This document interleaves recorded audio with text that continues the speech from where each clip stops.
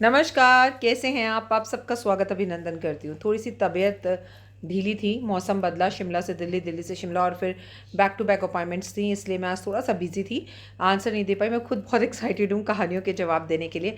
तो सबसे पहले पुरानी कहानी पर आते हैं और फिर मैं आपको विजेता का नाम बताती हूँ। पुरानी कहानी का आंसर है कि क्यों एक सेठ ने अपने नौकर को पहले उसके बच्चे को पढ़ाने के लिए पैसे देने के लिए मना किया और बाद में पैसे देने के लिए हाँ कर दिया।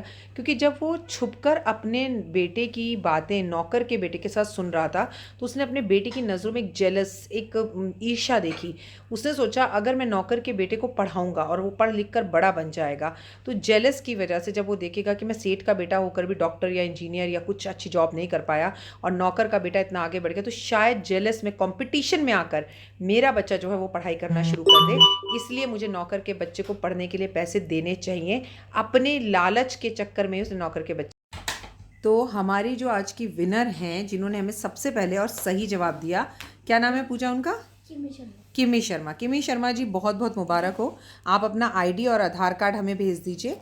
आप मुझसे मिलना चाहेंगी या आप कुंडली दिखाना चाहेंगी, जो भी आपकी इच्छा हो, अपने आधार कार्ड के साथ हमें व्हाट्सएप पर बता दीजिए। हम आपसे जल्द से जल्द संपर्क करेंगे।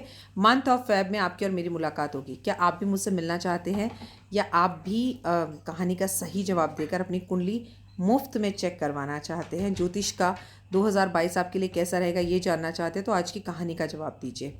एक राजकुमार था, बहुत खूबसूरत और बहुत ही सुडौल शरीर वाला, बहुत ही बढ़िया। एक दिन मन चाहा तो मनचाहिले की तरह घूमने के लिए वो अपने गांव में निकल गया। लेकिन वो एक साधारण व्यक्ति का भेष बनाकर निकला। जब वो साधारण व्यक्ति का भेष बनाकर गांव में घूम रहा था, तो अचानक उसको कुछ लड़कियों के साथ एक लड़की दिखाई दी घूमती हुई, जो बहुत ही खूबसूरत थी। उसको देखकर उसके मोह में उसके रूप में वो मोहित हो गया और मोहित होकर उसने सोचा कि अगर मैं ज़िंदगी में शादी करूंगा तो इससे करूंगा। लेकिन वो लड़की उसे दोबारा मिली ही नहीं। उस लड़की को वो ढूंढने लगा, वो उसके सपने में आने लगी, हर जगह उसको ढूंढता खोजता, पर वो लड़की उसे एक दिन नहीं मिली।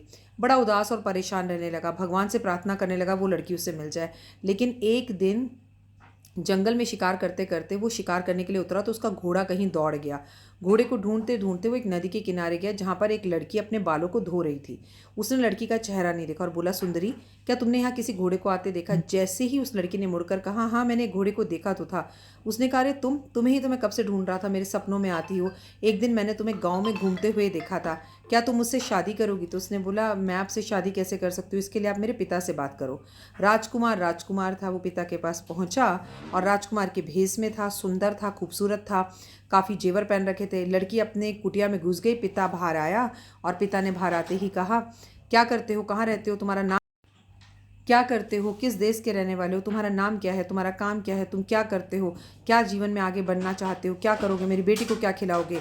ये तमाम तरह के सवाल पूछे और उस इतने में लड़की अंदर से भागी हुई आई। उसने कहा, पिताजी, ये एक राजकुमार हैं और ये कुछ बोलने के सिवा उसने उसके पिता से सिर्फ इतना कहा कि मैं आपसे माफ़ी मांगता हूँ, लेकिन मुझे आपकी बेटी से शादी नहीं करनी। अब आपको मेरे इस सवाल का जवाब देना है।